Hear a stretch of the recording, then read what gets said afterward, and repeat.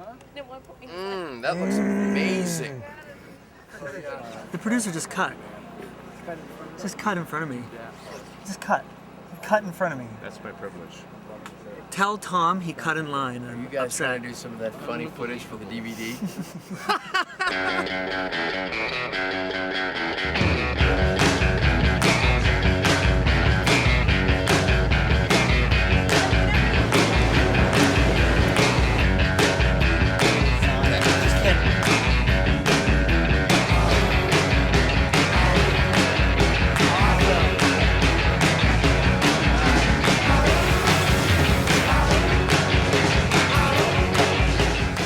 Okay, let's see it one more time.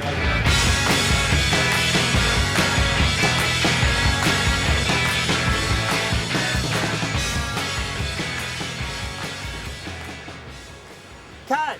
Cut. Great! We're gonna go again? Very quiet. I was a graduate film student at NYU, and I was staring at the void of my thesis film, which is traditionally a short film.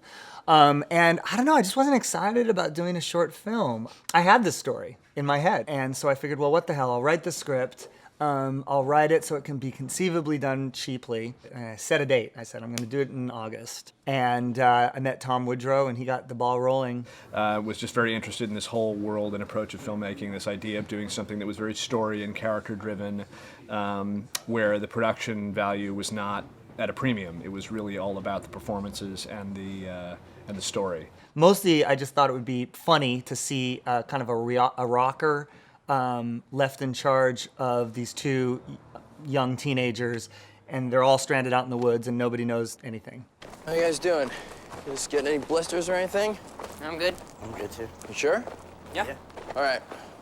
You start to get tired, let me know, and I'll tell you to grow some balls. That's where it started, with the funny stuff, actually. And then I was like, oh God, this has to be a meaningful story, and someone's got to go through a journey, and there's got to be character arcs and all that horse shit. Listen, I'm sorry about that shit I said about you and Jake today. It was really fucking stupid. It's okay. Tom Woodrow and I were chatting. He encouraged me to see this movie, The Puffy Chair, as an example of very lo-fi indie filmmaking. And he also said, keep an eye on the lead guy, this guy Mark Duplass, who's in it, because he could be a good choice for the lead character. As soon as we saw him, saw Mark Duplass, who's the lead in The Puffy Chair, there was this kind of electric spark, like this guy would be absolutely perfect for this role.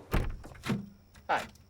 I got a call from Thomas Woodrow, the producer, and said, making this movie, True Adolescents, I'm not sure what it's going to be yet. Could be just couple of dudes and a camera running around the woods. We might be putting together some money. Or you're interested in playing this character. So I read the script. I really liked it. And then I talked to Craig, the director, and also just liked him a lot personally. So we just started talking about it, and he was like, well, you know what? God, if you guys are actually going to do it, then I'm in. And I'm in if you do it for $100,000. I'm in if you do it for a lot more. So we were like, shit, great. And honestly, when we went through our heads and tried to think of, other people who are more famous or whatever for the role, none of them in our heads was as right as Mark. I mean, we just felt like we had the right guy for it. You need to go to your special place. Yeah. So you're by yourself. Roll camera. Action. I would want everyone on Earth to work with Mark Duplass. It was effortless. He would riff on the lines a little bit, or he would stay completely right on script. And every take was a little different. Where we're going, we don't need hiking boots. Oh, these are my hiking boots. These are my hiking boots. Who the fuck needs hiking boots?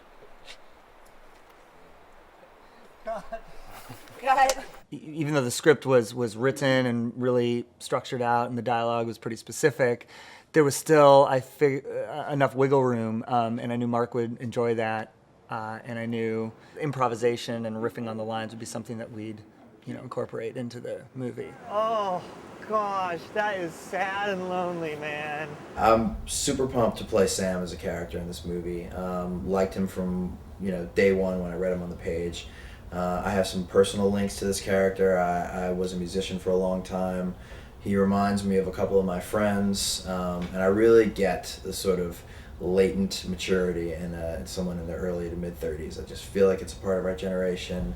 Not only do I get it, but I have a love for it. Like I don't see Sam as just like, what an annoying, like, just dillweed. I mean, I really appreciate him as a person, and I can kind of sympathize with where he's at in his life. This guy, struggling rocker, who's 34, who may or may not be very talented, but for some reason, he's just not taking it to the next level. I think it's a sort of a curse of our generation. We grew up in the 70s and 80s in the era of self-esteem, and we were told we could do anything and be anything. So I think there's a little bit of entitlement that where we all kind of sit on our couches and kind of wondering why it's not happening to us. Why isn't fame and fortune falling into our laps? This is the first time she's kind of lost it, Absolutely. And so you're just, well, I didn't know that. Yeah. And that's, your whole thing is never your fault. Yeah. Nothing's ever your fault. If I'm really hemming and hawing in the front, I'm like, oh yeah, really? Like it's a little bit of a false hope. Oh, it's delicious when you sound like you're gonna say it's yes. close. That's you know? delicious. Yeah. And then, What would you say to taking the boys camping this weekend? really? Yeah. I mean, I don't know. I guess you know what? Actually, fuck, I can't. Yes, Sam is an idiot. Sam is funny to watch. It's funny to watch him bumble, but like, it's a challenge for me to make a guy like this ultimately likable and someone you can identify with in some way, because in society in general, I think that this guy on paper is just not too likable, but I love him, so I kind of wanted the audience to love him too, so that was kind of my goal with this character. I got naked today, and it was pretty cool, actually. Brett told me after the scene was done that I was his hero, and that made me feel good, in a real way. Brett plays Oliver. Yeah. Worked with kids before acting? Never have, and I was actually concerned when Craig sent me the script. I was like, I like it, but I'm worried about kids being good in this kind of a movie because it's very acting based, Yeah. So I was pretty upfront about that, but they're doing good. They're totally, they're not as good as I am, but they're pretty good.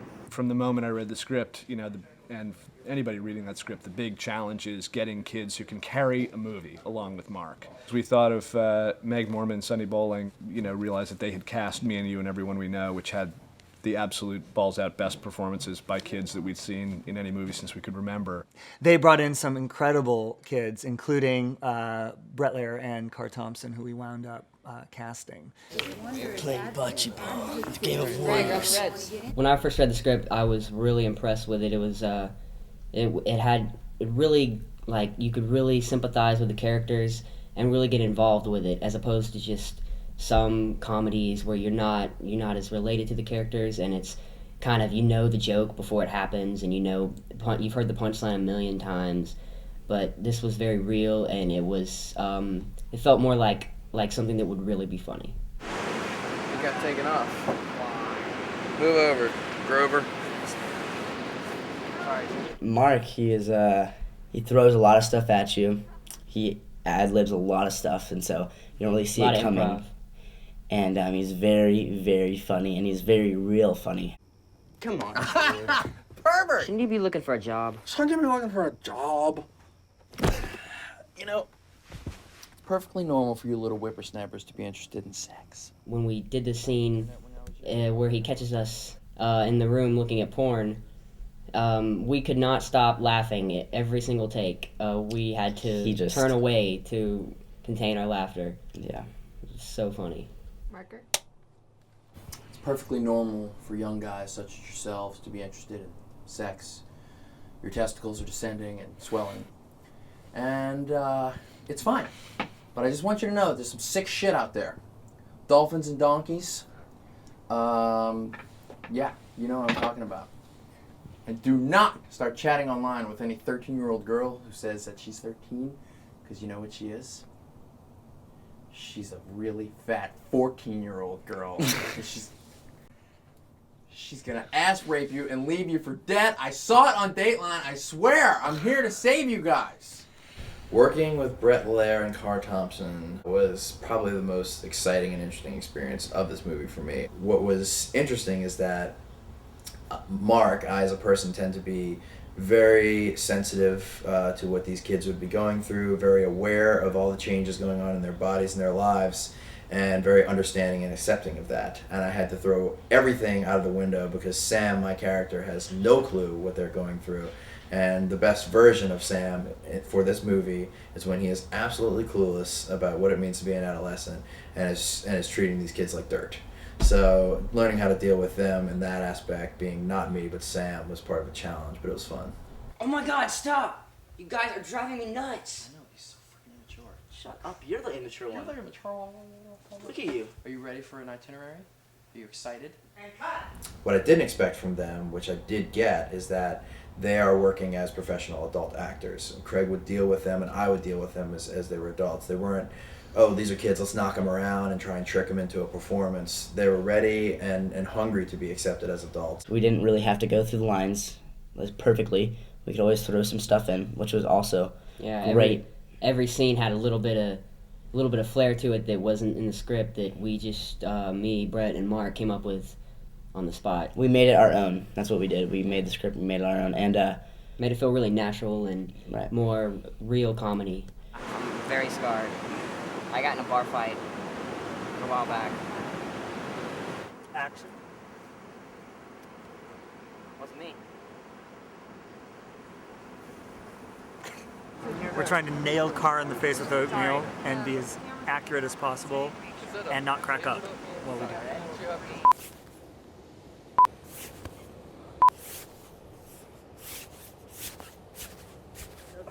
What the hell? Gross.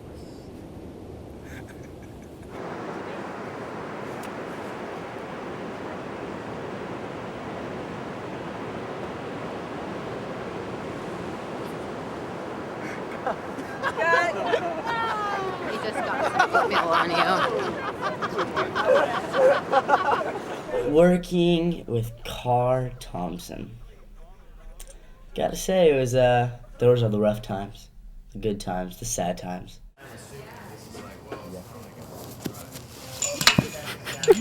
I was calling someone. I was calling a girl. Hey guys, you need to relax over there for a little while. Thank you. But throughout the whole thing, I gotta say, I love the guy. He's just so cute, you know? I touched Kara's boob too. Mostly by accident. Ashley was hotter. No, she wasn't. Her boobs were bigger. I kind of knew what he was thinking during the takes, and we based that off of each other. And I think we had awesome chemistry together. Yeah, and when we sort of went off script and we were able to catch what the other person was thinking, and sort of like as if we had been best friends all our life. And I also like you when you say the father-son thing, father-son bonding. Because still, if you don't have the bonding, it still might sound like like that official thing. And Craig, in general, as a director, is super, super actor sensitive. They always talk about there's people who direct the camera and there's people who direct the actor. Craig is an actor's director. This time, actually, Brett, don't say I know, just nod. Kind of to yourself. I got a lot of his attention in a movie that was a bigger crew size than I'm used to, and sort of just a more overwhelming structure with a lot of people around. I kind of had Craig to just be around and have our little private conversations. So in that aspect, he's definitely the kind of director I like working with, because he's focused on performance. More or less, do you feel comfortable with the movements in general? Oh yeah, I think so. Yeah. I think it's good. Craig was awesome. He was a really good director, and it felt like we could actually talk to him, as opposed to him being just like some outside figure that we didn't really have interactions with. It's cool because you don't really get very close to your directors, and I got really close with Craig. This is supposed to be cold? This is not cold weather. That's a bunch of crap. Use your acting, Brett. Access your acting deep within you. Marker. Set. Mark Duplass actually sent me an email saying, you should check out this actress, Melissa Leo. She's very indie friendly and she's incredibly talented. So we sent the script out to her and offered her the part. She accepted, and it was a thrill to have her a part of this. She brought a professionalism and as much of a star quality as can be imagined to the project. Melissa is consummate professional. She comes to set prepared. She's got her yoga mat so that she can lay out and sleep in between takes. I mean, she is incredibly seasoned in a great way. We kind of know we can't talk at the same time. Right. It needs but... This one, go for that. She really knows how to deliver take after take after take after take. And, you know, come take 19, she's still rocking out that same performance. Oliver. Ollie! Why would I want to go with you? Hey.